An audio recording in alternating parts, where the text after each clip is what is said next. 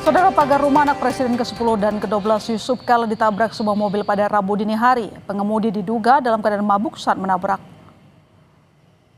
Pagar rumah yang ditabrak berada di kawasan Jalan Brawijaya, Kebayoran Baru, Jakarta Selatan. Tabrakan terjadi pada pukul 3.30 pagi.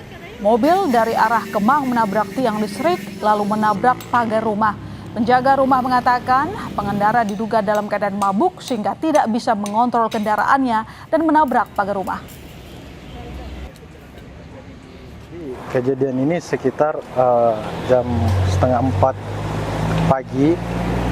Jadi mobil ini dari arah Kemang. Ya mungkin kondisi yang mengendarai mobil ini sedang mabuk. Jadi dia menghantam tiang ini, lalu langsung ke mobilnya, sampai ke dalam. Polisi menyebut pengemudi mobil diduga tidak bisa mengontrol mobilnya hingga menabrak pagar rumah milik anak dari Wakil Presiden ke-10 dan ke-12 Yusuf Kala. Polisi telah melakukan olah tempat kejadian perkara untuk memastikan penyebab terjadinya kecelakaan tersebut. Pengemudi juga sudah berjanji memperbaiki pagar yang rusak.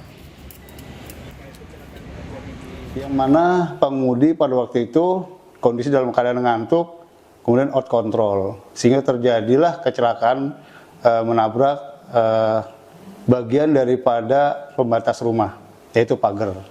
Yang mana memang kendaraan itu mengalami kerusakan, termasuk juga pagar yang ditabrak juga mengalami kerusakan.